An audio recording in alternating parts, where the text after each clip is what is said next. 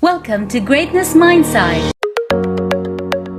I am Dr. Aisha Alsheikh. I'm a medical scientist and researcher turned therapist, coach, mentor, and business entrepreneur. Greatness Mindset is a podcast that brings you motivational and authentic messages from incredibly inspiring and extraordinary people, where I dive in and deconstruct their mind to explore different aspects of their lives, from entrepreneurship and leadership to motivation, fears, and how they overcame their struggles, tackled their inner demons, and overcame adversity.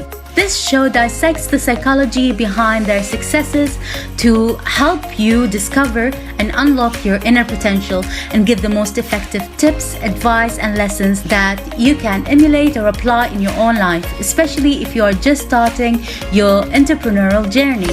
Each week, I bring you an inspiring and extraordinary person, so keep yourself updated with the latest episodes by subscribing now to this podcast.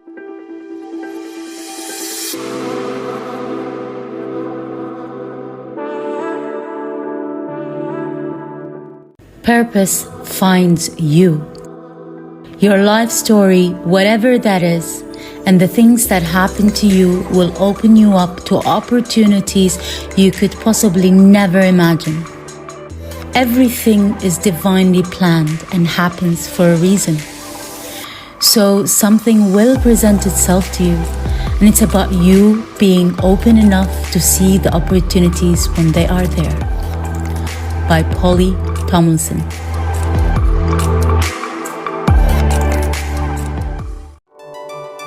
This is episode 8, and this week's special guest is an amazing and inspiring businesswoman, entrepreneur, and a mother, Tomlinson. Polly is a homeopath, patch flower consultant, Reiki master, teacher in detoxing and gut microbiome health, and also a health coach. In this episode, Polly shares her life story, advice, and tips. So let's dive right in. Hi and welcome, Polly. I would like to find out a bit about your background in terms of your story, the important bit about your story that made a massive change in your life, more of like the aha moment that caused you to be where you are today in your career. Well, I suppose the background, my original where I grew up in a suburb of Liverpool, quite a rough part, I have to say, where at one stage we were in some masonettes where there was quite a lot of violence and things going on around us that weren't very nice. Let's put it that way. It wasn't an easy place to live. And my mum was a single mum, so I brought up with her, me and my sister on our own, really, with very little money. But she still had really high standards and, wanted to give us the best that she could. She tried her best, although she had her own illnesses. And so when I was 19, my mum died. And I think that was probably a great big turning point for me, because I was there with my sister who was younger than me, and I automatically became her carer because I was over 18 just. And so I suppose I went into survival mode. I think it was all about surviving. Where was I going to live? How much money could I live on? How much did I need to live on? All that kind of thing. But, things did improve, and I met my partner and we got married, and we've got 3 children now, and they're all grown up. But when my middle daughter was struggling with a skin condition, I was already sort of interested in looking at natural medicines. I had this idea about that, and I was going around this usual scenario of being told to put steroid creams on and bandaging her up and all this kind of thing. But she was really struggling with her moods as well. And so she'd have these enormous tantrums, and it was kind of off the scale tantrums for an 18-month-old. And I knew it was related to the skin, but I couldn't quite work out at the time whether the skin condition came before the mental and emotional outbursts, or whether the outbursts caused the skin reactions. I was looking at this cyclical thing that was going on with her. I spoke to my GP about that, and he said, "Don't be ridiculous, body and mind are not connected." Ooh, so that was a bit of a moment for me. Yeah, that's shocking, actually. Yeah, I walked out of there and I thought, well, I can't go back there because he's not hearing me and he doesn't understand the body. So I'm going to have to find another way.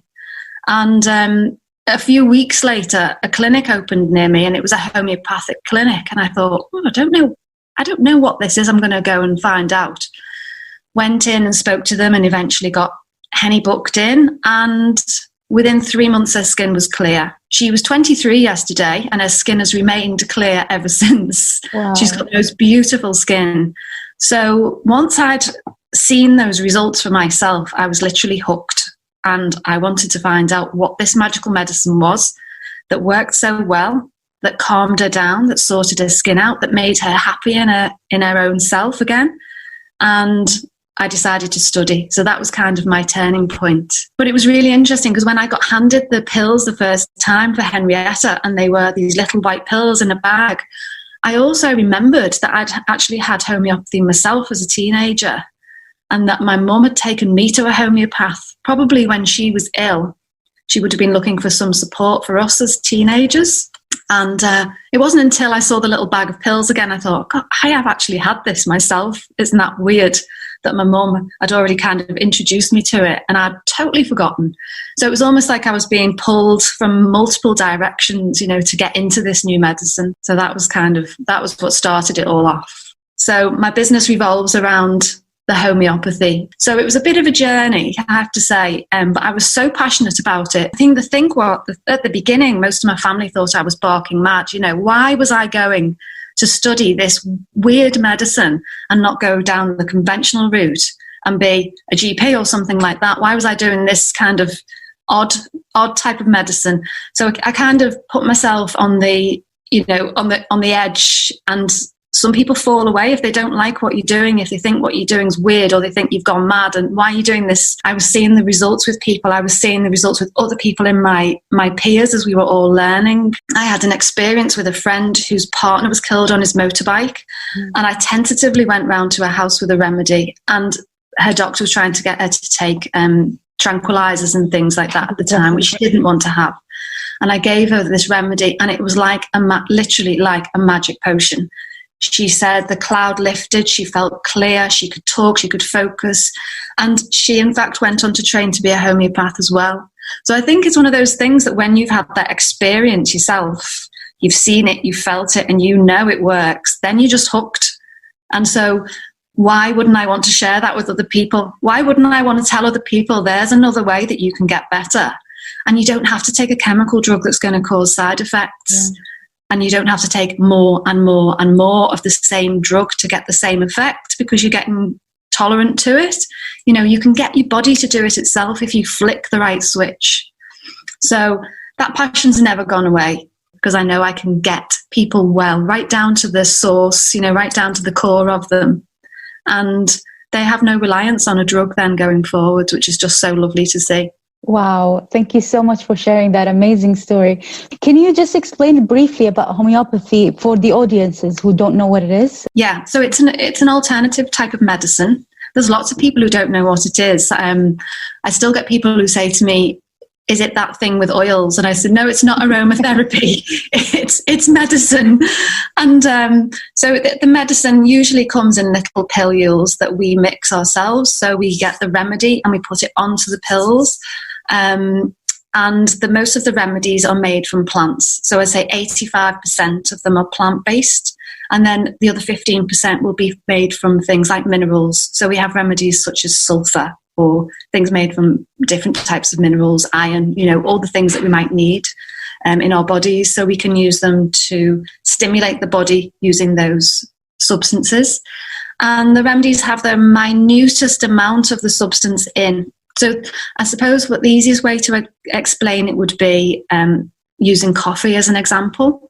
So if you're the type of person who has 10 cups of coffee a day, and then you're completely wired on caffeine, and you're rushing backwards and forwards to the toilet, and your heart's racing a million to a second, and then you can't go to sleep at night, they're all the effects of caffeine or coffee. So if someone came to me and they had those symptoms, they were saying, I can't sleep, my heart's racing, I can't shut my eyes, it's like I can't go to sleep, I might consider giving them coffea as a homeopathic remedy to take away the symptoms that it would cause in its natural form. So we use that principle of like cures like. And so it's about, when I talk to somebody, finding the substance that matches all the symptoms that they tell me that they have. That's a good explanation for what homeopathy is. I know you started your own business now, and many people, especially coming as a female entrepreneur, and probably, I don't know whether you started earlier in your life or a late stage in terms of starting a business. How was the reaction you got from people, and what was the mindset that kept saying, you know what, I don't want to listen to anyone. I'm just going to do whatever I want to do and go for it, even though you are a bit worried that many people will have that doubt, going into the unknown. So how did you deal with that mentally? I think just sheer determination. As I say, it just goes back to the passion. I think if you absolutely love the thing that you do, that's one great big tick, isn't it? Yeah. You love your job.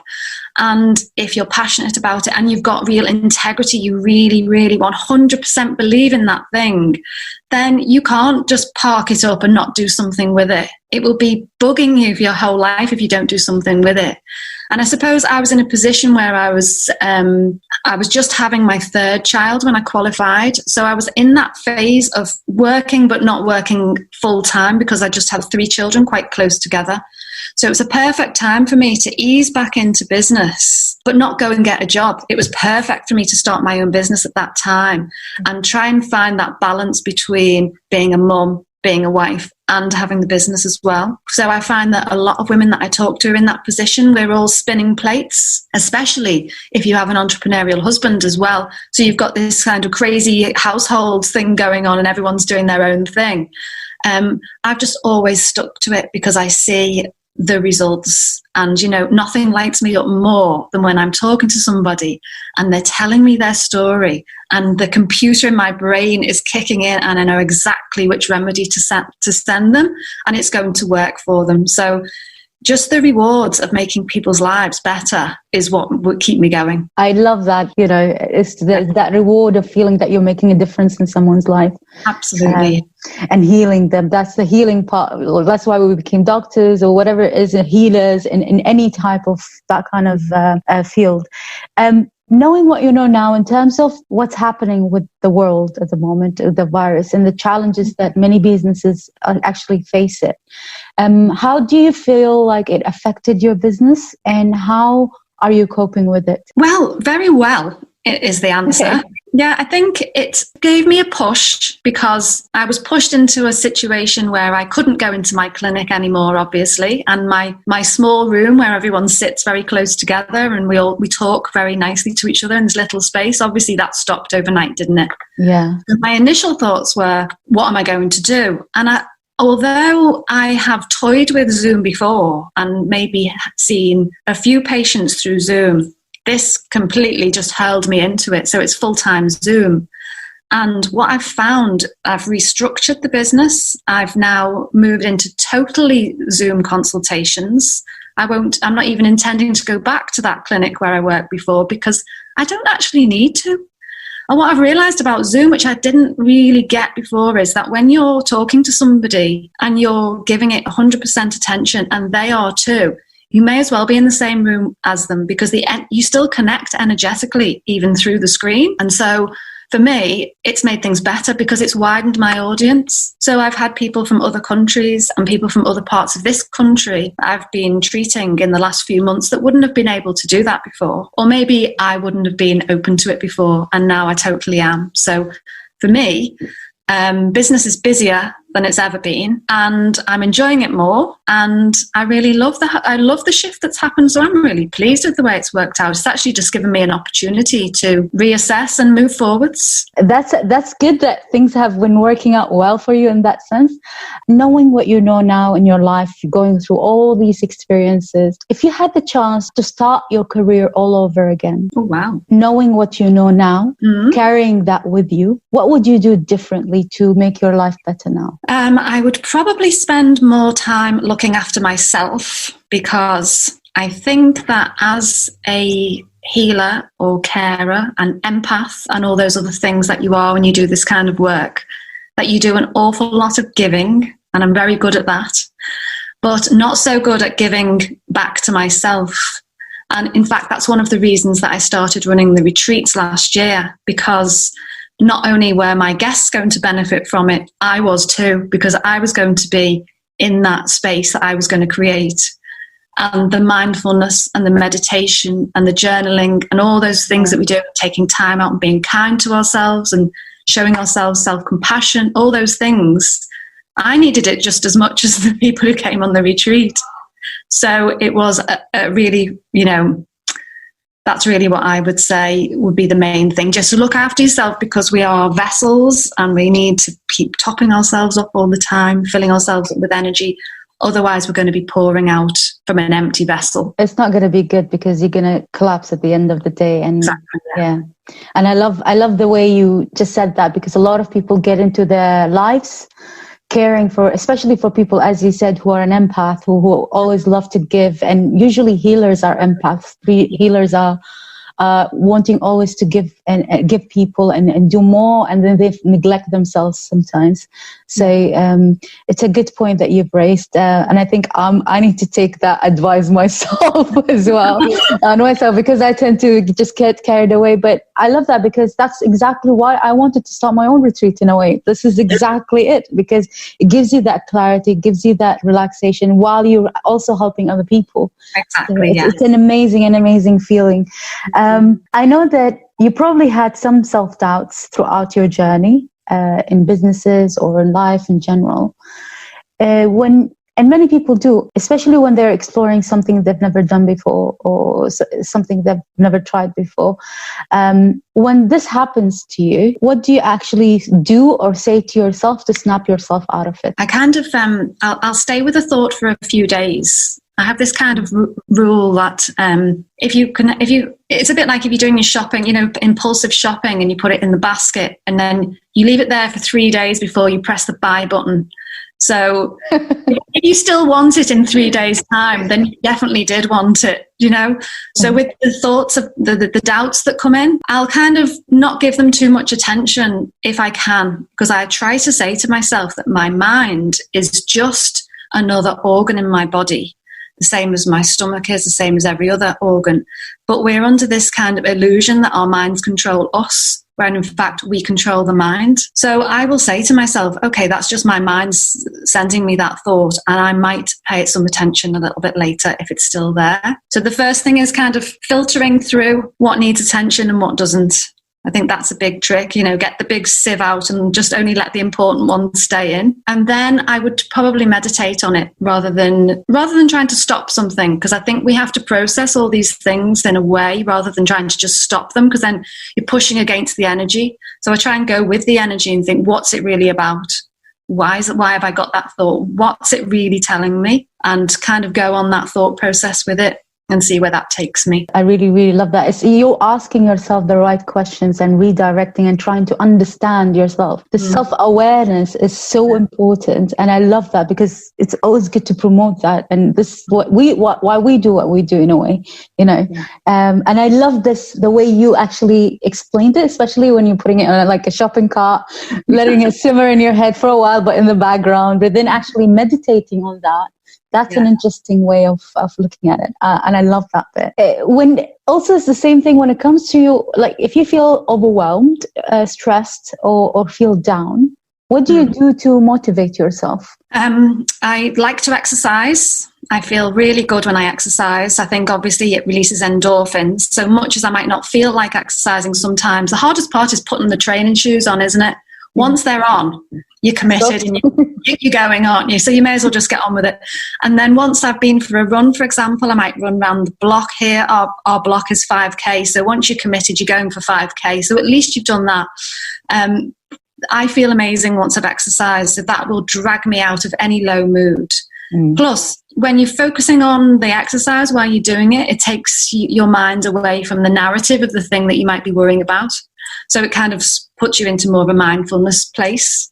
So it would either be running or exercising or yoga or meditation. They would be the things that I would go to. That's exactly the correct way of handling it, because what you're doing is actually, when it comes to stress, it's about releasing all the stress hormones are released in your body. It's about combating that physiological response with another physiological response. Most people tend to do it in an unhelpful coping way, but actually the best way to combat, because your blood is rushing to your extremities, is actually going and doing the exercise or meditating by shifting the focus. So yeah, that's exactly the right solution. What I would also recommend to people to do. Moving on to more about your internal world. What is your greatest fear? Blimey, I don't even know. What am I afraid of? I don't like enclosed spaces. I don't have any huge fears. Like, I'm not afraid of, I don't suppose I'm not afraid of death. I'm not afraid of disease. I don't know what the normal things are that people say they're afraid of. Some people are afraid of failure. Some people are afraid of success. Some people are afraid of different things. Yeah, it's a funny one, that, isn't it? I'm not afraid of failure, because I think that just teaches you that you did something wrong and you can learn from it and move on. Because I think if we need to sort of live in the moment a bit more. So whatever happens, you learn from it, and then what you can take from it, take it with you and use it for the next thing that you're doing. But you don't think you have any fear, which is good. I think I probably have. I'm a real sort of movie, I like to move around a lot person. I'm a really active person, a real doer.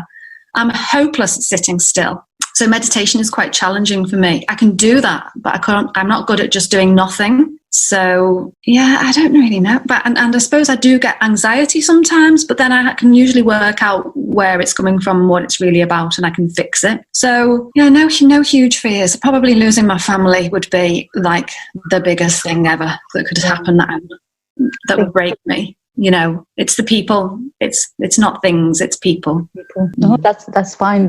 Everyone is different. Everyone have their own. It's just that I was curious, because fear is one of the biggest things that stops people from doing and achieving things they want in their life. And people knowing that and acknowledging what it is and actually coping with it. That's the step number one. And that's why I ask most of the guests is like, some people can identify them to fears. Some people never thought of it. Some people actually know what it is and actually work on it. So it's good to see different ways of thinking and different perspectives. So thanks for sharing that. Anyways, it's very insightful to have all that kind of thought process that you go through. One more thing, throughout your day, what is the questions you ask yourself often? These are really probing questions. They're so unusual. I ask myself often, probably what I need to do next. Where are my glasses? Because I can't see the phone. I suppose the thing for me is I set myself really high targets every day. So I'll always have a huge to-do list and things that I need to slot in between patients and things like that. So my thing is probably, have I done everything I need to do today? And how far am I down on this list? Have I got my goals achieved for the day? And which things can I allow myself to roll over to tomorrow? Because it's actually impossible for me to complete this list in one day. So I think for me, it's mainly because I am such a doer that it will be what's next on the list. That will be the thing I'll be asking myself. It's good to know that. Okay. How do you, you most likely answered this previously, but just to confirm, how do you find your inner peace? My inner peace, I like to be on my own sometimes. So as I say, I've got an entrepreneurial husband who's very loud, on the phone a lot, lots of Zoom calls, lots of board meetings, and at the moment it's all in the house, so that's even more noise than usual. And I've got 3 big kids. Well, I'm 25, 23 and 19, so they're not kids anymore, but they're all here still. And our house is very busy and quite chaotic at times, so I take myself away from it, which they think is very strange when I slope off. They say, "Where are you going?" And I'll just be sloping off to the bedroom, and I might just literally have 10 minutes of total peace on my own, just to have some quiet time. That's a good way to do things anyways, because you need that space, I can do it by going for a run or something as well. But I do just need to sometimes take myself out of the chaos and find a little calm moment, and then I can go back in again when I've recharged. That's a healthy way of doing it, definitely.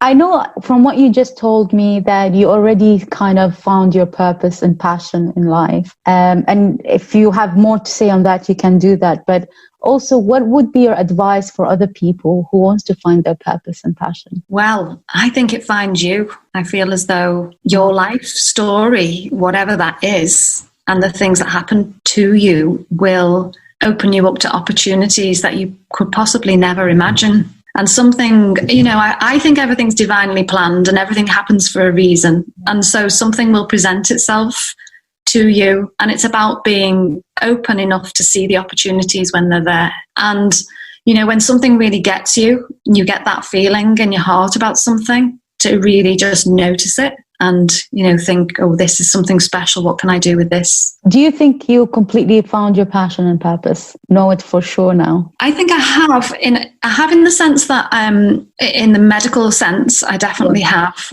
And I suppose my point now is I'm at the point now where I've realised that I've been doing a lot of one-to-one work for years and years, because I've been doing this for over 20 years now. And the retreat side of the business has allowed me to get out to speak to more people. Yeah.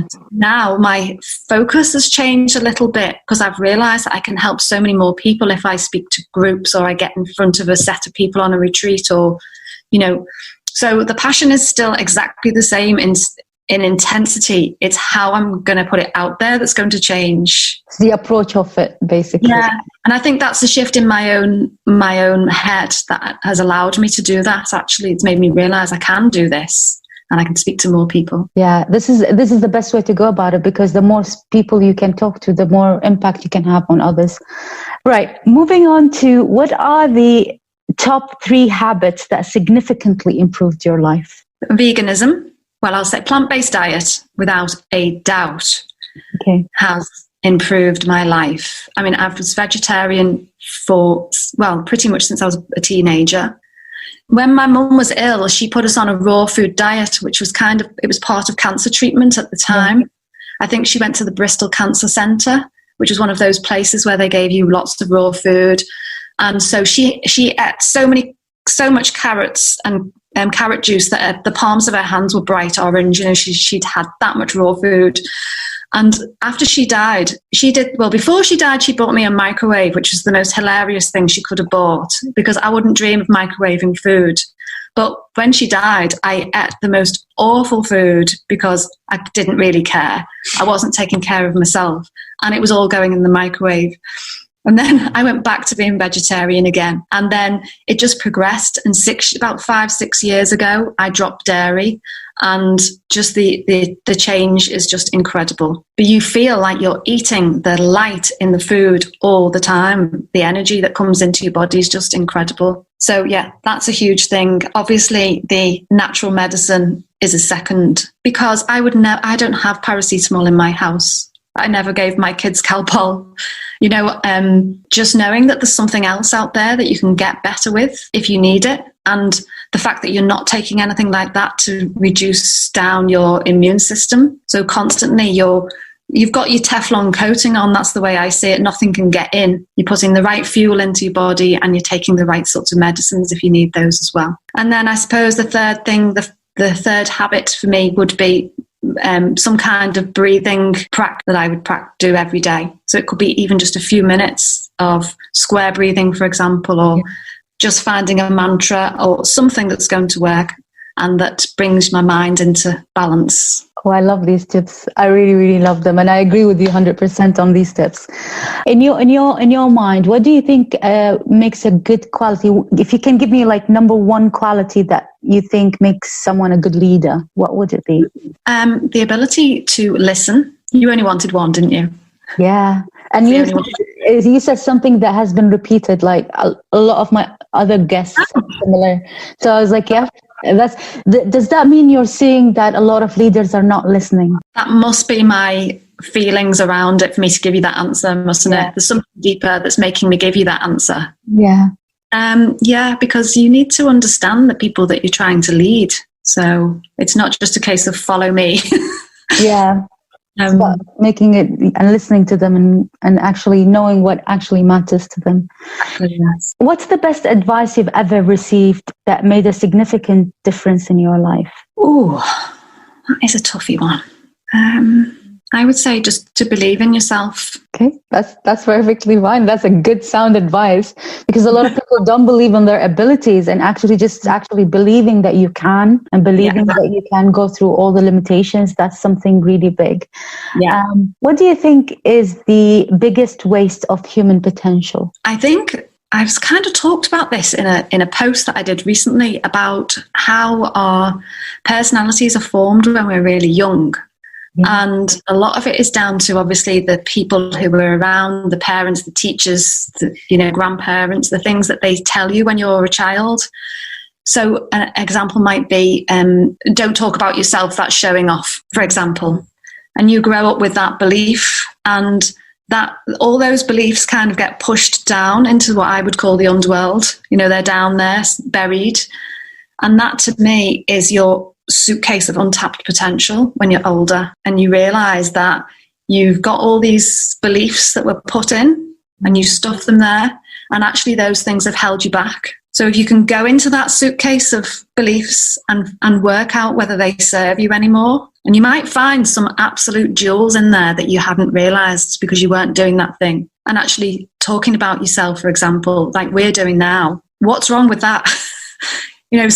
So and showing your vulnerabilities and things like that. Don't cry, stiff upper lip, or all these things that people are told as they grow up. That to me is the untapped potential. We need to go into those, undo them, cut the cords, whatever we need to do. I really love that, because that's exactly what you're saying. The biggest waste of human potential is limiting beliefs that we carried.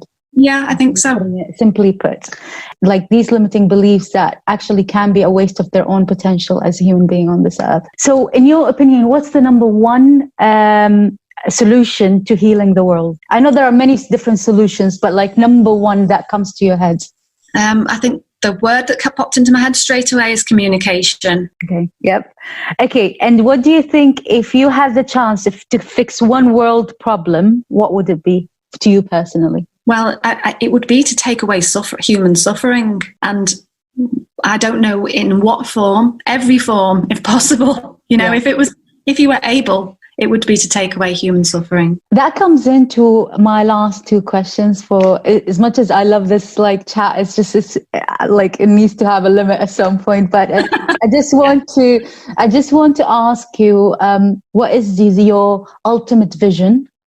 And what legacy do you want to leave behind? Well, I would like to be able to help as many people as I possibly can achieve the best health and wellness and happiness for them, whatever that is. And the more people I can get that to, the better. So that's going to be a never-ending job, isn't it? And the legacy would be that someone else can carry on doing the same work when I can't do it anymore. Wow, that's a good vision to have.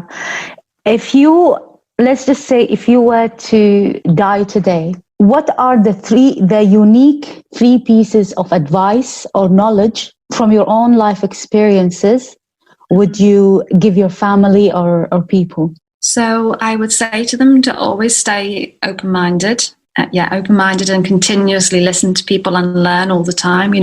Every day is a school day as far as I'm concerned. We don't know it all ever.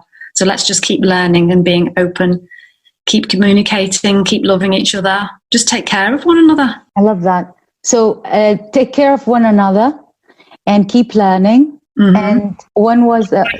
keep communicating. Keep communicating. That's brilliant. Thank you. Before we end this our call, is there any final word or advice that you want to let the listeners know, and you want to share, or anything that you'd like to announce or add? Well, the only thing I would say is that because I was so passionate about homeopathy, as you know, that I did write a book. So there is a little book out there called Homeopathy 101. That answers 101 questions about homeopathy, what it is, who it can treat, how it can help you. So if anyone's interested in that, that's a nice little book to get to dip in and out of and learn a little bit more about how you can help yourself, mm-hmm. and how that type of medicine could help you as well. So I would say that would be a good idea. And it's also available for free plus shipping through my website. So I'm giving the book away because I want so many people to get the message and to understand that there is something else out there that you can try. Wow, thank you. And how do you, what's the best way for people to reach you directly? So through my website, it's just talktopolly.com, really easy to remember. And there's message forms and things on there you can fill out and get in touch with me through that. Wow. Thank you so much, Polly, for sharing that side of you and that vulnerable side and the stories. And it's been really great pleasure having you on this show. Oh, it's been a pleasure to be here. Thank you for joining me today, everyone. To automatically receive the latest episode, please subscribe. And if you'd like to support the show, please share with one friend that you can help.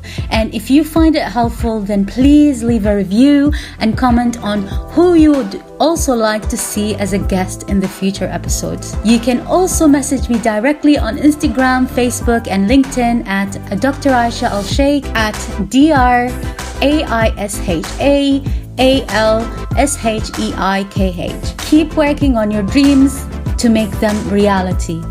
And have a great morning, afternoon, or evening wherever you are in the world.